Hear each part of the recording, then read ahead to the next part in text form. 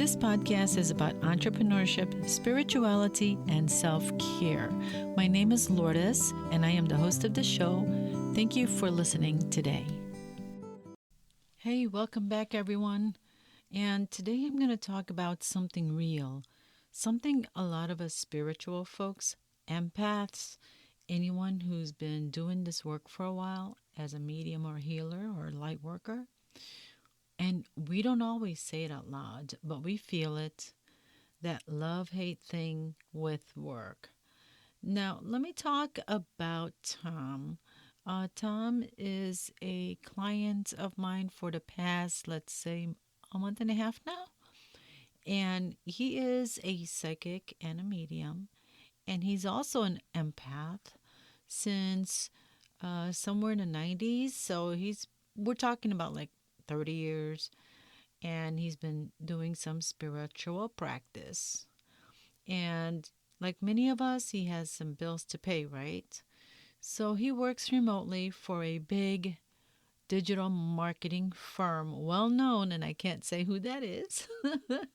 And also, he works as a medium doing remote readings. He reads palms. He knows astrology. And he also attends as a vendor for psychic fairs in a few states.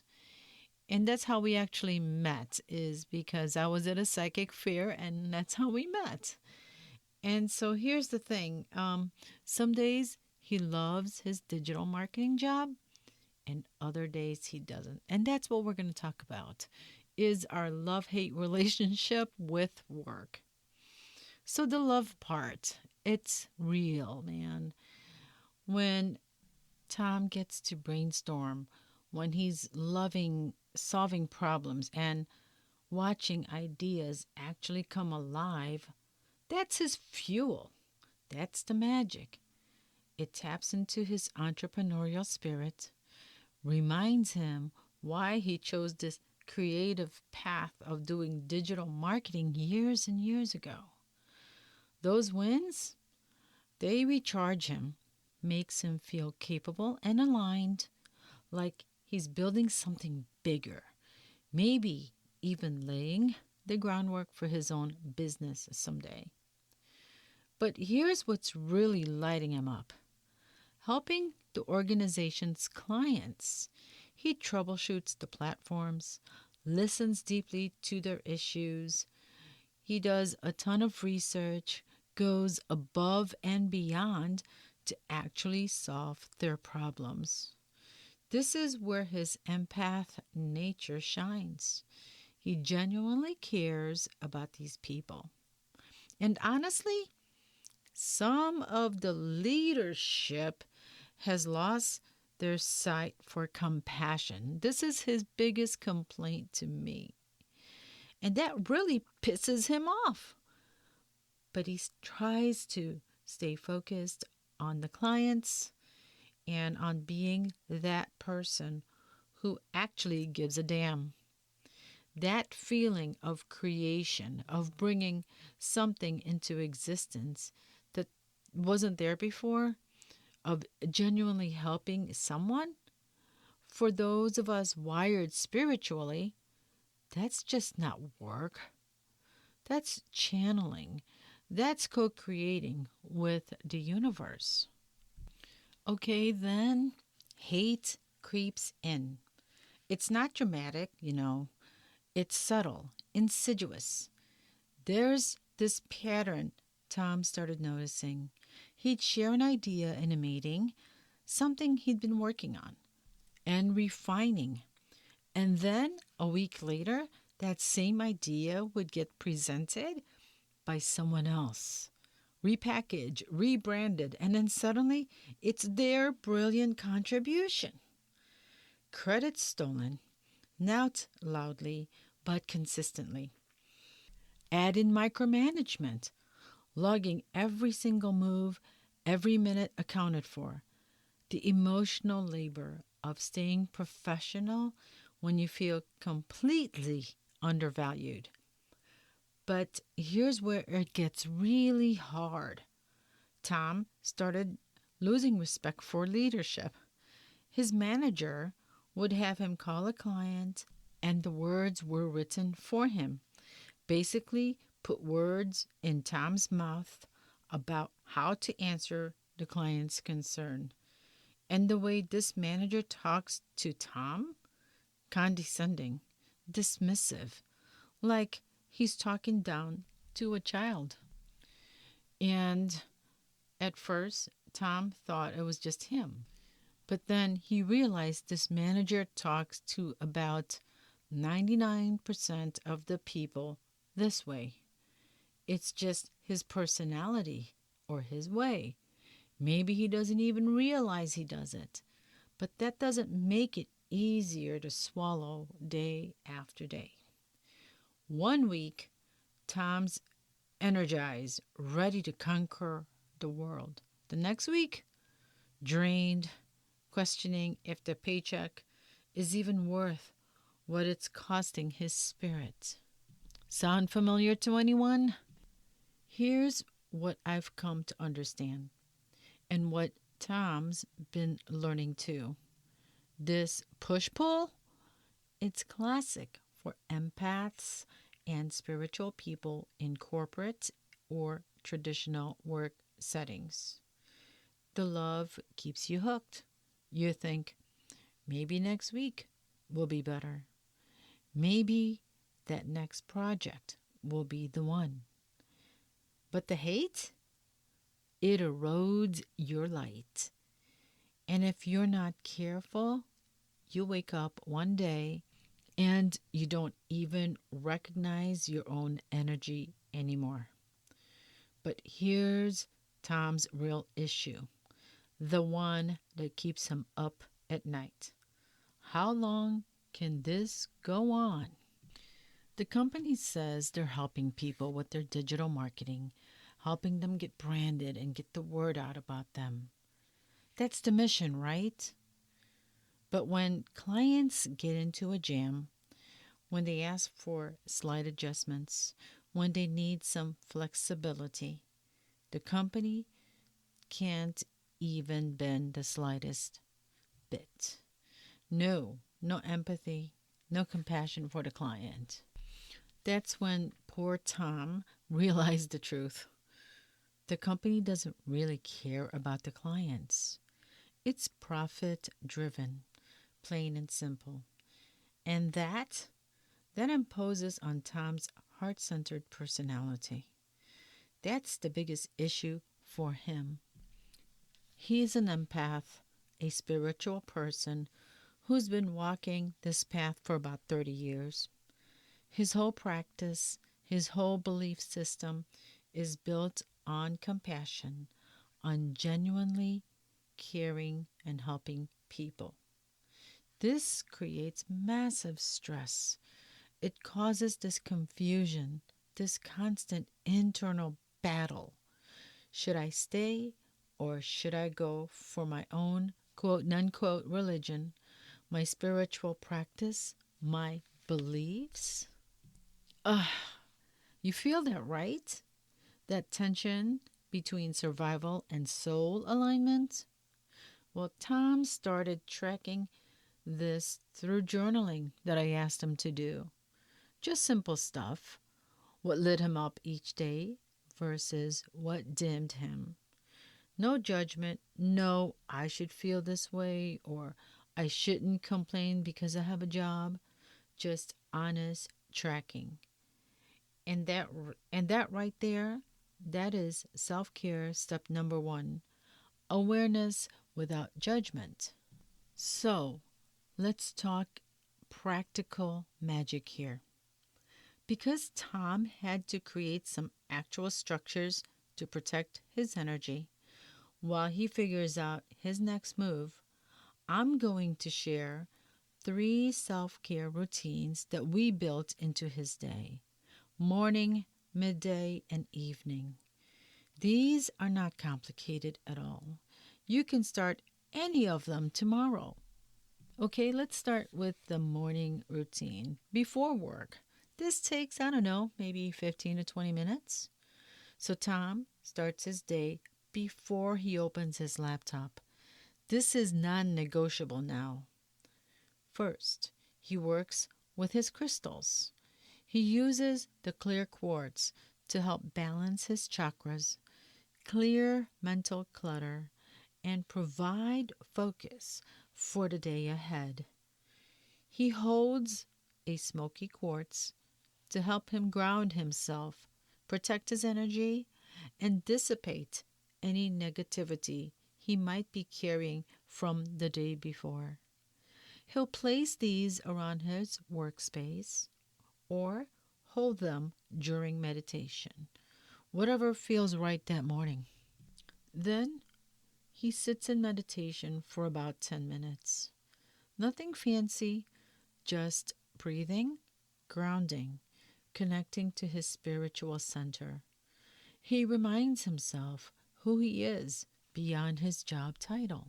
After that meditation, he does a spiritual protection ritual.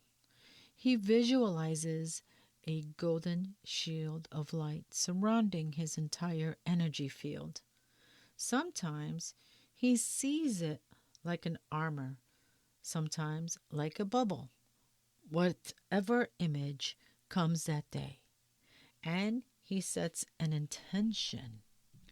My energy is my own. My ideas are protected.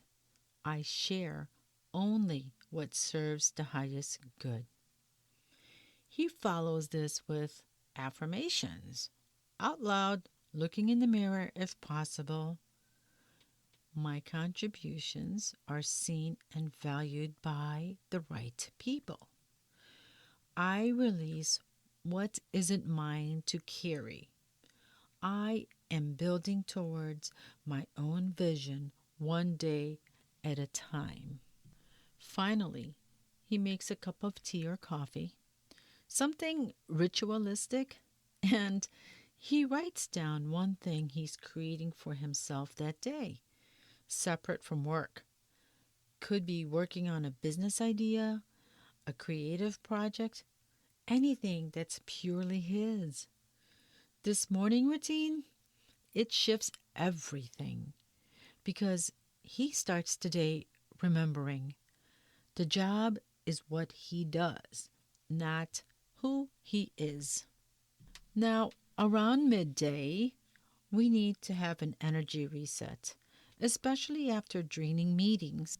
And Tom does what he calls energy audits.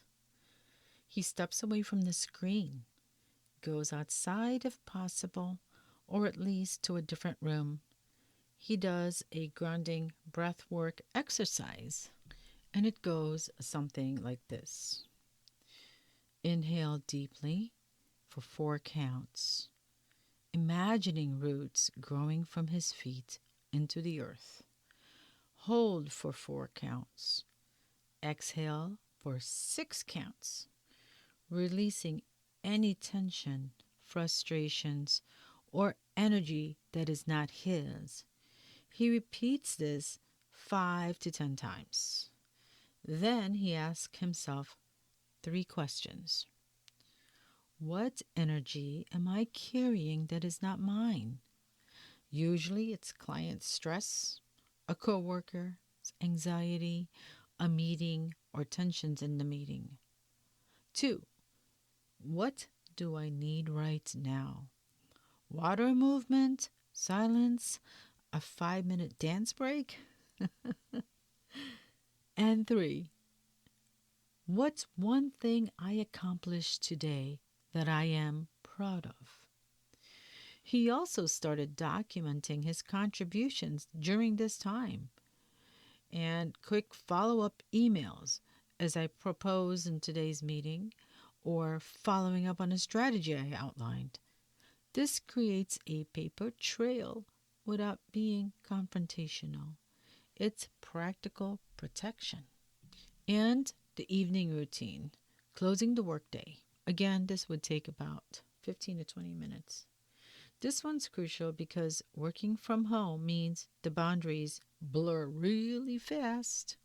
And Tom has a literal closing ritual. At the end of his workday, he shuts his laptop and says out loud, "The workday is complete. I release all work energy now." He lights a candle or some incense, something that signals a shift. Then he journals for about 10 minutes. What drained me today? What energized me? Where did I compromise myself? Where did I honor myself? No fixing, no problem solving, just witnessing. Then he does a clearing practice. Could be a shower where he visualizes washing off the day's energy.